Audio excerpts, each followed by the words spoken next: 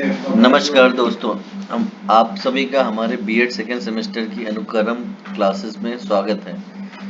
आज हम कल हमने शैक्षिक तकनीकी का अर्थ, प्रकृति, क्षेत्र और उसके महत्व को जाना कि किस तरह हम टेक्नोलॉजी का यूज़ करके टीचर्स, स्टूडेंट्स तक क्वालिटी स्टडी पहुंचा सकते हैं। आज हम उसके आगे पढ़ेंगे शैक्षिक तकनीकी के प्रकार। इस समय हमारे प्रारंभ में शैक्षिक तकनीकी केवल दृश्य श्रव्य सामग्री का शिक्षा के क्षेत्र में प्रयोग मात्र थी, लेकिन फिर उसके बाद शिक्षा के क्षेत्र में वैज्ञानिक विधियों साइंटिफिक मेथड्स के प्रयोग द्वारा अनुसंधानों के परिणामस्वरूप शिक्षा की तकनीकी विकसित हुई और शिक्षा को एक प्रणाली के रूप में देखा जाने लगा। शिक्षा के क्षेत्र में अनुपयुक्त यह प्रणाली उपागम कहलाती है, जिसने शिक्षा की समस्याओं के समाधान को खोजने के वैज्ञानिक तरीके प्रस्तुत किए। आज शैक्षिक तकनीकी के 3 मुख्य प्रकार माने जाते हैं और ये जो प्रकार हैं लुम्सडेन के अनुसार ये प्रकार जो हैं वो हैं हमारे, आप यहाँ देखेंगे, हार्डवेयर अप्रोच, फिर है सॉफ्टवेयर अप्रोच, फिर है सिस्टम अप्रोच। ये 3 प्रकार माने गए हैं। अब हम शैक्षिक तकनीकी के तीनों प्रकार का विस्तार से अध्ययन करेंगे कि क्या क्या है ये। फिर इसमें जो हमारी इसके जो प्रकार हैं वो हैं हमारे कठोर शिल्प उपागम, ये शैक्षिक तकनीकी प्रथम है। फिर उसके बाद हमारा है कोमल शिल्प उपागम, फिर हमारा है प्रणाली उपागम, ये शैक्षिक तकनीकी के तृतीय हैं। फिर उसके बाद हमारा शैक्षिक तकनीकी प्रथम जो है उसमें कठोर शिल्प उपागम का तात्पर्य शिक्षा में प्रयुक्त होने वाले तकनीकी उपकरणों से है, जिनके माध्यम से शिक्षण प्रक्रिया को सरल, रुचि पूर्ण व प्रभावशाली बनाया जाता है और शिक्षण के उद्देश्य को प्राप्त किया जाता है। शिक्षण में अभियंत्रण की मशीनों के प्रयोग को शैक्षिक तकनीकी प्रथम या कठोर शिल्प उपागम कहते हैं। जैसे हार्डवेयर है, हार्डवेयर कई तरीके के हो सकते हैं, जैसे ग्रामोफोन है, रेडियो है, tape recorder, computer, TV projector इत्यादि हैं। तो इसमें जो हमारा आज के समय में इस तकनीकी का अत्यधिक उपयोग किया जा रहा है। यदि कोई शिक्षक एक साथ अधिक संख्या में विद्यार्थियों को पढ़ाना चाहता है तब वह अपने शिक्षण को प्रभावी बनाने के लिए माइक का उपयोग करता है, जिससे सभी विद्यार्थी उसे सुन सके। इसके साथ ही वह कैमरे का प्रयोग कर पीछे बैठे बच्चों को भी ब्लैकबोर्ड की स्पष्ट रिकॉर्डिंग एक विशाल टीवी स्क्रीन के माध्यम से दिखा सकता है। तब वह शैक्षिक तकनीकी के हार्डवेयर उपागम यानी हार्डवेयर जो अप्रोच है उसको यूज कर रहा है। अब जो हमारा अगला है वो है हमारा, इसमें जो हमारे कठोर शिल्प उपागम को दृश्य श्रव्य सामग्री या मशीनी प्रणाली के रूप में भी जाना जाता है। जैसा कि हमारा इसमें कठोर शिल्प उपागम को सर्वप्रथम वर्णन किसने किया था? ए लैम्सडेन ने किया था। ये एक वस्तुनिष्ठ प्रश्न हो सकता है, ऑप्शनल क्वेश्चन के लिए भी आ सकता है। इसमें कठोर शिल्प उपागम ये हार्डवेयर अप्रोच को शिक्षा में तकनीकी यानी टेक्नोलॉजी इन एजुकेशन की संज्ञा दी गई है। ऐसा जो बोला था वो सिल्वर मैन ने बोला है, सिल्वर मैन। फिर उसके बाद हमारा दूसरा आता है, सिल्वर मैन ने ही बोला है, इस उपागम को सापेक्षिक तकनीक भी कहा है, सापेक्षिक तकनीक कहा है। तो ज्ञानेंद्रियों के आधार पर कठोर शिल्प उपागम को 3 भागों में बांटा गया है। जैसे श्रव्य साधन, मतलब जो सुनाई दे सके, तो इसमें है रेडियो, टेप रिकॉर्डर। उसके बाद दिखाई देने वाले दृश्य साधन, इसमें है चार्ट, मैप, मॉडल, प्रोजेक्टर, ये सारे हैं देखने वाले। उसके बाद जो हमारा श्रव्य तथा दृश्य दोनों जो कर सकते हैं वो कौन कर सकते हैं? ये टीवी है और कंप्यूटर, इसमें हम देख भी सकते हैं, सुन भी सकते हैं। इसी प्रकार से भौतिक विज्ञान तथा अभियांत्रिकी यानी इंजीनियरिंग इस तकनीक के उद्गम स्रोत हैं, मतलब आने वाले स्रोत हैं, अभी उभरते हुए हैं। इस तकनीक का मुख्य संबंध ज्ञान का संचय, ज्ञान की वृद्धि एवं ज्ञान के प्रसार से है। शिक्षा में इस तकनीकी के उपयोग द्वारा मास इंस्ट्रक्शन में सहायता मिलती है। और दूरस्थ शिक्षा कार्यक्रम या डिस्टेंस एजुकेशन में यह तकनीक प्रमुख भूमिका निभाती है। इस तकनीक के उपयोग ने ही कक्षा शिक्षण यानी क्लास में एजुकेशन की पारंपरिक पद्धति का विकल्प प्रस्तुत किया है और आज ऑनलाइन शिक्षण द्वारा शिक्षा अब प्रत्येक विद्यार्थी के घर पहुंच रही है। इसी तरीके से जब शिक्षक और शिक्षार्थी के मध्य फिजिकल डिस्टेंस को कम करना होता है तो इसी उपागम के द्वारा ये संभव हुआ है। जन अनुदेशन के साथ साथ इस उपागम के प्रयोग से पर्सनलाइज्ड इंस्ट्रक्शन में भी सहायता मिलती है। विद्यार्थी अपनी गति से सीख सके ऐसी सुविधा भी कई मशीनी उपकरणों जैसे कंप्यूटर और मोबाइल के उपयोग द्वारा प्राप्त की जा सकती है। यानी हम वीडियो को कम ज़्यादा या पीछे करके भी देख सकते हैं, तो इस तरीके से हमें सहायता मिलती है। अब जो हमारा है ये गेल्टन के अनुसार इसमें कोमल शिल्प उपागम आया है शैक्षिक तकनीकी द्वितीय। इसमें हमारा रखा गया है कि शिक्षा के क्षेत्र में शैक्षिक तकनीकी का विकास सर्वप्रथम हार्डवेयर उपकरणों के शिक्षण प्रक्रिया में उपयोग के साथ हुआ, लेकिन हार्डवेयर की उपयोगिता तभी संभव है जब इसके साथ उपयुक्त एप्रोप्रिएट सॉफ्टवेयर का उपयोग किया जाए। यदि हम ऑनलाइन मोबाइल द्वारा काम करना चाहते हैं तो हमें उपयुक्त सॉफ्टवेयर यानी ऐप की जरूरत पड़ती है। ओवर हेड प्रोजेक्टर के उपयोग के लिए ट्रांसपेरेंसी की आवश्यकता होगी। इसी तरीके से हमारा जो कोमल शिल्प उपागम है हार्डवेयर उपकरणों के साथ इसकी आवश्यकता होती है। इस उपागम का संबंध शिक्षण प्रक्रिया के इनपुट, प्रोसेस और आउटपुट तीनों पक्षों के साथ विकसित किया गया है। यानी हमारे तीन पक्ष होते हैं, इनपुट, आउटपुट और प्रोसेस। इसके बाद हमारा जो स्टूडेंट इनपुट में हम यदि शिक्षण से संबंधित करते हैं तो स्टूडेंट हमारा इनपुट है, टीचर भी इनपुट है, टीचिंग भी इनपुट है, मटेरियल भी इनपुट है। प्रक्रिया क्या है कि डायरेक्ट और इनडायरेक्ट टीचिंग है। आउटपुट हमारा जो स्टूडेंट है वो सीख सके वही उसका आउटपुट है। इसी तरीके से गेल्टन के अनुसार यह तकनीकी सीखने के मनोविज्ञान पर आधारित है और यह अनुभव प्रदान कर छात्रों में अपेक्षित व्यवहार परिवर्तन की प्रक्रिया का शुभारंभ करती है। यंत्रों को महत्व नहीं दिया जाता है बल्कि शिक्षा संबंधी कार्यक्रम को महत्व दिया जाता है। अब इसके बाद हमारा आता है कि इसके माध्यम से नवीन विशिष्ट शिक्षण विधियों, प्रविधियों, युक्तियों एवं व्यू रचनाओं का निर्माण और विकास किया जाता है, जैसे चित्र, फिल्म पट्टिकाएं, स्लाइड, नक्शे, प्रतिमान इत्यादि। ये सब एग्जाम्पल में दे रखे हैं। अब इसके बाद हमारा आता है सिल्वरमैन। सिल्वरमैन जी ने कहा है कि रचनात्मक शिक्षण तकनीकी का नाम दिया है इसको। इससे भी हार्डवेयर के साथ साथ शिक्षा में तकनीकी के अंतर्गत ही रखा जाता है, यानी सॉफ्टवेयर को भी हार्डवेयर के साथ ही रखा जाता है। अब इसमें सॉफ्टवेयर में हमारा ग्राफिक्स होता है और प्रदर्शन होता है और त्रिआयामी। इसमें हमारा जो त्रिआयामी है वो 3D कहलाता है और प्रदर्शन जो होता है वो चॉक, फ्लैनल, बोर्ड, कार्ड, आरेख या चित्र, बुलेटिन बोर्ड, सूचना, ये सब होते हैं। और ग्राफिक्स में हमारे आते हैं चार्ट, ग्राफ, मानचित्र, पोस्टर्स, पुस्तकें। और 3D में हमारे आते हैं प्रतिमान, वास्तविक, ये सब आते हैं। टीचर इन सब का यूज करके बच्चों को पढ़ाते हैं। अब कठोर तथा कोमल शिल्प उपागम की आवश्यकता क्यों है और उसका महत्व क्या है और उपयोगिता क्या है। ये शिक्षण अधिगम प्रक्रिया की प्रभावशीलता तथा दक्षता में वृद्धि करना, ये है। शैक्षिक तकनीकी के विकास के पूर्व कक्षा शिक्षण प्रक्रिया प्रारंभिक विधियों के प्रयोग पर आधारित थी। कक्षा में शिक्षण द्वारा व्याख्यान अथवा पारंपरिक विधियों द्वारा विद्यार्थियों के समक्ष पाठ्य सामग्री को प्रस्तुत कर दिया जाता था, किंतु अब शिक्षा के क्षेत्र में हार्डवेयर और सॉफ्टवेयर दोनों के उपयोग किया जाता है। शिक्षण रोचक बनाया गया है और प्रयोजनपूर्ण बनाया गया है। टेलीविजन, मोबाइल, कंप्यूटर आदि पर विद्यार्थी पढ़ाई पढ़ रहे हैं, विषय वस्तु सजीव चित्रण भी देख लेते हैं और समझ भी लेते हैं। इसी तरीके से दूसरा हमारा है व्यक्तिगत अनुदेशन की व्यवस्था करना। तो ये जो पारंपरिक कक्षा में अध्यापक द्वारा एवरेज विद्यार्थियों को ध्यान में रखकर शिक्षण कार्य किया जाता है। ऐसी स्थिति में प्रतिभाशाली तथा पिछड़े व अन्य प्रकार के बालकों को समस्याओं का सामना करना पड़ता है।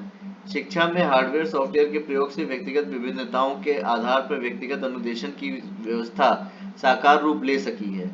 अभिक्रमिक अनुदेशन के विकास ने शिक्षा के क्षेत्र में क्रांति ला दी है। इसके द्वारा प्रत्येक विद्यार्थी स्वगति से अध्ययन कर सकता है। अब हमारा है कि सर्वोत्तम परिणामों की प्राप्ति हेतु शिक्षा प्रणाली का विकास। ये जो हमारी जो है इसमें आता है कि शिक्षा प्रणाली के द्वारा सर्वोत्तम परिणामों की प्राप्ति हेतु प्रणाली उपागम का उपयोग किया जाता है। प्रणाली उपागम में हार्डवेयर तथा सॉफ्टवेयर तकनीकी की विशेष भूमिका को अधिक महत्व दिया जाता है। कम खर्च में अच्छी व्यवस्था से हार्डवेयर और सॉफ्टवेयर की विशेष भूमिका होती है। इसी तरह हमारा शिक्षक तथा विद्यार्थी के मध्य दूरी को कम करना। ऐसा ऑनलाइन शिक्षण द्वारा विद्यार्थी घर बैठे सुदूर शिक्षा संस्थाओं में प्रवेश ले सकते हैं और घर बैठे गुणवत्तापूर्ण शिक्षा प्राप्त कर सकते हैं। हार्डवेयर सॉफ्टवेयर दोनों तकनीकों का उपयोग करके जो डिस्टेंस लर्निंग की जा सकती है और पत्राचार माध्यमों से भी विकास संभव हुआ है। अब टेलीविजन और रेडियो पर शिक्षा कार्यक्रमों के प्रसारण यूट्यूब और अन्य इंटरनेट माध्यमों से कोरोना जैसी महामारी में भी शिक्षा व्यवस्था का संचालन प्रदान किया गया है। इसमें महत्वपूर्ण भूमिका निभाई है शैक्षिक तकनीक ने। अब हमारा आता है शिक्षा जो है अधिगम प्रक्रिया में मल्टीमीडिया का प्रयोग। मल्टीमीडिया का जो प्रयोग है वो हमारा इन तकनीकों के द्वारा ही हुआ है। इसमें मल्टी सेंसरी इंस्ट्रक्शन में भी सहायता मिलती है।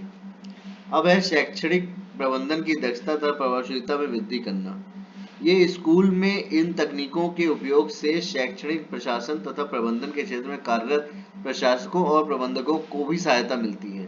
शैक्षणिक क्रियाकलापों के नियोजन व्यवस्था पर्यवेक्षण में इन तकनीकों का उपयोग किया जाना आवश्यक है। इस तरीके से हमारा यहाँ पे पूरा होता है। अब है प्रणाली उपागम तथा अथवा शैक्षिक तकनीकी तृतीय, जो हमने पढ़ा था उसमें तृतीय भाग जो है वो है। इसमें है कि प्रणाली उपागम शैक्षिक तकनीकी में शैक्षिक तकनीकी एक आधुनिक अवधारणा है। शैक्षिक तकनीकी का ये टाइप जो है वो शिक्षा को एक प्रणाली के रूप में विकसित स्वीकार करता है और शैक्षिक समस्याओं के समाधान हेतु उचित निर्णय लेने में सहायता प्रदान करता है। द्वितीय विश्व युद्ध के समय हुए अनुसंधानों के परिणाम स्वरूप प्रणाली उपागम के संप्रत्यय का विकास हुआ और इसका उपयोग सैन्य क्षेत्र में भी किया गया। इसके बाद उद्योग प्रबंधन के क्षेत्र में इस उपागम का सफलतापूर्वक प्रयोग किया गया। इसके बाद शिक्षा के क्षेत्र में भी इसका प्रयोग होने लगा। प्रणाली उपागम का शिक्षा के क्षेत्र में प्रयोग उचित प्रबंधन मैनेजमेंट और कंट्रोल पर केंद्रित है। अब ये प्रणाली उपागम को समझने के लिए सबसे पहले प्रणाली और प्रणाली के पैरामीटर्स को समझना अनिवार्य है। इसमें हमारा जो प्रणाली क्या है, प्रणाली से तात्पर्य है कि एक सुव्यवस्थित समग्र और यानी फुल्ली ऑर्गेनाइज्ड, ये जो फुल्ली ऑर्गेनाइज्ड जो वे है उससे है। इसमें सब कुछ जो है हमारा इंटर रिलेटेड होता है, कंपोनेंट्स हैं, यानी सिस्टम में इंटर रिलेटेड कंपोनेंट्स होते हैं। जिसमें किसी भी तत्व को कोई परिवर्तन आता है तो पूरी प्रणाली परफॉर्मेंस में बदलाव दिखाई देता है। मतलब सिस्टम में अगर परिवर्तन है तो पूरी की पूरी जो प्रणाली है उसमें जो है परिवर्तन होता है। एक विद्यालय में विभिन्न कक्षाएं, कार्यालय, विशिष्ट कक्ष जैसे खेलकूद, संगीत इत्यादि के लिए प्रयोगशालाएं, शिक्षक, विद्यार्थी, कर्मचारी इत्यादि होते हैं। ये सभी विद्यालयी घटक एक साथ मिलकर विद्यालय व्यवस्था के समुचित संचालन में सहायता करते हुए शैक्षिक उद्देश्यों को प्राप्ति हेतु अपनी अपनी भूमिका निभाते हैं। इन घटकों में यदि किसी भी एक घटक में परिवर्तन आता है तो विद्यालय की संपूर्ण व्यवस्था में कुछ न कुछ परिवर्तन अवश्य दिखाई देता है। इसी तरह से कहते हैं कि एक प्रणाली सिस्टम की कई सब सिस्टम भी हो सकते हैं। मतलब एक सिस्टम के कई सब सिस्टम हो सकते हैं। इसमें कक्षा विद्यालय प्रणाली का एक सब सिस्टम है, किंतु वह स्वयं भी एक प्रणाली है, मतलब वो भी एक सिस्टम है। अब इसमें जो हमारा नेक्स्ट आता है कि प्रणाली के पैरामीटर्स क्या होंगे, सिस्टम के पैरामीटर्स क्या होंगे। तो सिस्टम के पैरामीटर 4 होते हैं, जैसे इनपुट, आउटपुट, प्रोसेस और एनवायरमेंटल कंट्रोल। ये यहाँ पे लिखा हुआ है। अब इसमें जो इनपुट है उससे तात्पर्य उन सभी वस्तुओं, मानवीय स्रोतों तथा संसाधनों से जो किसी भी प्रणाली की प्रक्रिया को प्रारंभ करने के लिए आवश्यक होते हैं। और जो स्टूडेंट, टीचर, टीचिंग मटेरियल ये सब हैं। इसी तरह जो प्रोसेस है उससे तात्पर्य है जिसके द्वारा इनपुट में आवश्यक परिवर्तन लाए जाते हैं, उसे प्रोसेस कहते हैं। ये प्रोसेस हो गया। अब हमारे जो आउटपुट है वो क्या है कि आउटपुट से उस प्रोडक्ट से है जिसकी प्राप्ति के लिए प्रणाली कार्य करती है। आउटपुट की प्राप्ति ही सिस्टम का उद्देश्य है। जो सिस्टम का उद्देश्य है वो आउटपुट को प्राप्त करना ही है। फिर इस तरीके से पर्यावरणीय संदर्भ में एनवायरमेंटल कंट्रोल में जो एजुकेशन होती है उसके वातावरण अथवा भौतिक तथा सामाजिक दोनों प्रकार के परिवेश से होता है जिसमें यह प्रणाली कार्य करती है और प्रभावित भी करती है। इस तरीके से हमारा जो प्रणाली का उदाहरण समझने के लिए हम एक फैक्ट्री का उदाहरण ले सकते हैं। फैक्ट्री एक मानव निर्मित सिस्टम है जिसमें आवश्यक कच्चा माल, मशीनें, फैक्ट्री के कर्मचारी सब इनपुट होते हैं और फैक्ट्री एक प्रक्रिया से गुजरती है तथा आवश्यक उत्पादों का निर्माण करती है। ये प्रोडक्ट्स ही उसका आउटपुट है। फैक्ट्री भौतिक तथा सामाजिक परिवेश में कार्य करती है और यही फैक्ट्री का पर्यावरणीय संदर्भ है। इस तरीके से हमारा जो है यहाँ पर इतना समाप्त होता है। उसके बाद हमारा जो शिक्षा की प्रणाली एक ऐसी मानव निर्मित प्रणाली है जिसे समाज रूपी प्रणाली की एक उप प्रणाली के रूप में भी देखा जा सकता है। इसके साथ ही ये स्वयं में एक स्वतंत्र प्रणाली भी होती है। इसके बाद हमारा जो इस प्रणाली में विद्यार्थियों द्वारा, शिक्षकों द्वारा लाए गए व्यवहार, शिक्षण सामग्री, प्रशासन आदि इनपुट का कार्य करते हैं। इसके बाद इसकी प्रक्रिया शिक्षण संस्थानों में अनौपचारिक रूप से संपादित होती है। इस तरीके से हमारा जो वातावरण होता है वो इनपुट है, प्रणाली सिस्टम, आउटपुट, इसमें शैक्षिक उद्देश्यों की प्राप्ति है एजुकेशन के संदर्भ में, तथा प्रक्रिया औपचारिक तथा अनौपचारिक दोनों है, और आधा यानी इनपुट में सब कुछ आता है। विद्यार्थी है, प्रशासन है, शिक्षक है, सामग्री है, औपचारिक अनौपचारिक शिक्षण के लिए ये सब कुछ आता है। अब हम नेक्स्ट करते हैं। तो इसमें जो हमारी सिस्टम अप्रोच है प्रणाली, उसको प्रणाली उपागम की विभिन्न विद्वानों के द्वारा परिभाषाएं दी गई हैं। इसमें से एक विद्वान हुए हैं किंतु इनका मुख्य आशय एक ही है। एक विद्वान हुए बराठी, जिन्होंने 1958 में प्रणाली उपागम की चर्चा करते हुए इसे कॉमन सेंस बाय डिजाइन कहा, जिसका अर्थ है किसी समस्या के विश्लेषण तथा समाधान हेतु एक क्रमबद्ध व्यवस्था, सिक्वेंशियल व्यवस्था, अरेंजमेंट। प्रणाली उपागम एक ऐसी तकनीकी है जिसका उद्देश्य शैक्षिक समस्याओं को सुलझाने के लिए सर्वाधिक प्रभावशाली तथा आर्थिक रूप से बुद्धिमत्तापूर्ण विधि को प्राप्त करना है। ये कैशो और मिचेन का जो है ये कथन है। फिर इसमें यदि प्रणाली किसी भी कारण से अपने उद्देश्यों को प्राप्त नहीं कर पाती है तो आउटपुट का स्तर संतोषजनक नहीं है, तब प्रणाली का विश्लेषण कर समस्या का पता लगाया जा सकता है। इसके लिए प्रणाली के सभी घटकों की समीक्षा की जाती है और पता किया जाता है कौन सा घटक ठीक ढंग से कार्य कर रहा है या फिर नहीं कर रहा है। इसके बाद प्रणाली में आवश्यकता अनुसार संशोधन किए जाते हैं, समुचित परिणामों की प्राप्ति की जाती है, और यदि प्रणाली का द्वारा निर्धारित उद्देश्य प्राप्त होने लगता है तब माना जाता है प्रणाली ठीक ढंग से काम कर रही है। इस तरीके से प्रणाली के सोपान है हमारे कि प्रणाली विश्लेषण करती है, प्रणाली अभिकंपन करती है, प्रणाली मूल्यांकन करती है, प्रणाली क्रियाएं करती है, फिर प्रणाली मॉनिटरिंग भी होती है और प्रणाली विश्लेषण फिर से आ गया। ये नहीं एक साइक्लिक प्रोसेस हो गई कि ये चलती ही रहती है। अब इसके जो स्टेप्स हैं वो हमारे जो स्टेप्स हैं वो हैं हमारी प्रणाली विश्लेषण, सिस्टम एनालिसिस। यह प्रणाली उपागम का प्रथम सोपान है। इसके अंतर्गत प्रणाली का विस्तृत विश्लेषण कर दिया जाता है और उसमें तत्वों, घटकों, प्रणालियों, आवश्यकताओं, साधनों, कार्यों आदि की सूक्ष्मता से जानकारी ली जाती है। इसका विश्लेषण इनपुट, आउटपुट और जो प्रक्रिया है उसमें ध्यान में रखकर किया जाता है। अब जो हमारा जो प्रणाली विश्लेषण है, सिस्टम एनालिसिस, यह प्रणाली उपागम का प्रथम सोपान है। प्रणाली के उद्देश्यों को निर्धारित करने में और प्रणाली के प्रत्येक अंग की कार्यविधि निर्धारित करने में किया जाता है। इसके बाद हमारा प्रणाली अभिकल्पन तथा विकास है, सिस्टम डिजाइन एंड डेवलपमेंट है।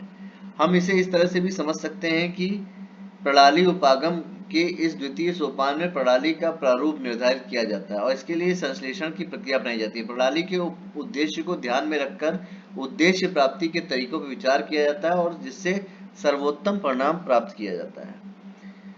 इस तरीके से हमने ये समझ सकते हैं कि जैसे क्लास में टीचर स्टूडेंट का ध्यान रखकर टीचिंग मेथड डिसाइड करता है, इस तरीके का हम समझ सकते हैं। फिर इस सोपान की प्रमुख प्रक्रियाएं हैं कि प्रणाली के उद्देश्यों का स्पष्ट निर्धारण, आवश्यक विधियों, व्यू रचनाओं, प्रविधियों आदि का चयन, प्रभावी कार्य विधि के लिए समुचित कार्य क्रम की योजना बनाना जिससे इनपुट, प्रोसेस, आउटपुट तथा परिवेश का स्पष्ट विवरण तथा समावेशन निहित हो। इसी तरीके से सिस्टम ऑपरेशन एंड इवैल्यूएशन किसे कहते हैं, तो इस प्रणाली के अंतर्गत प्रक्रिया का निर्धारित प्रारूप तथा द्वारा प्रणाली के उद्देश्य को प्राप्त करने की क्षमता का पता लगाया जाता है।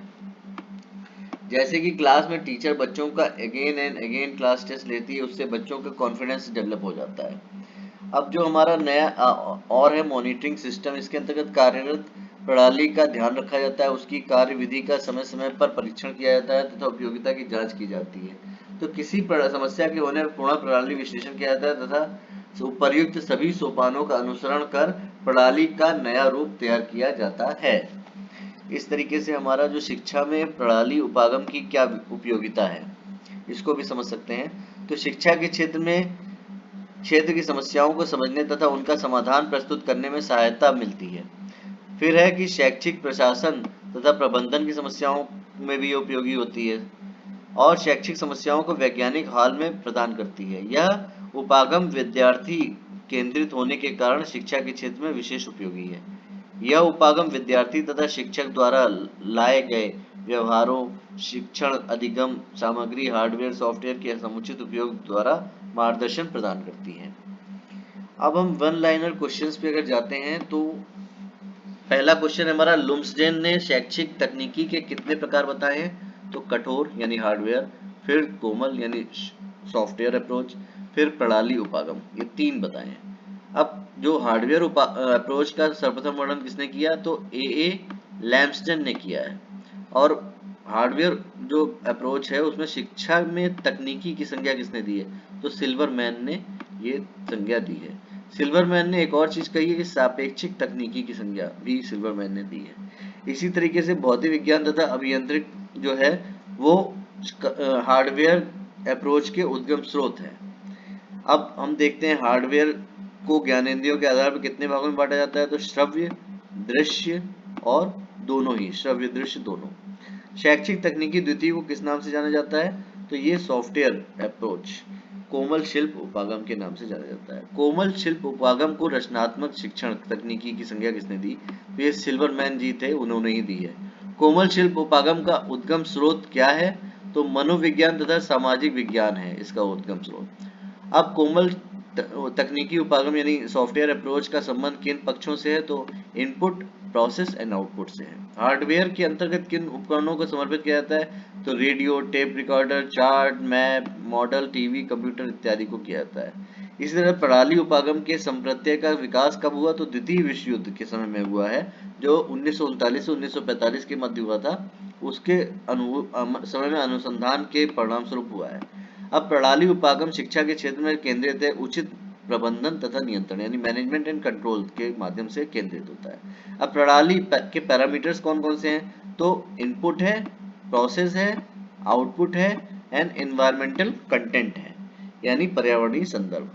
अब प्रणाली उपागम को कॉमन सेंस बाय डिजाइन किसने कहा, तो बराटी ने 1958 ईस्वी में इसकी संज्ञा दी थी। अब प्रणाली उपागम के स्टेप्स क्या क्या है, तो सिस्टम एनालिसिस है, सिस्टम डिजाइन एंड डेवलपमेंट है, सिस्टम ऑपरेशन है एंड मॉनिटरिंग सिस्टम है।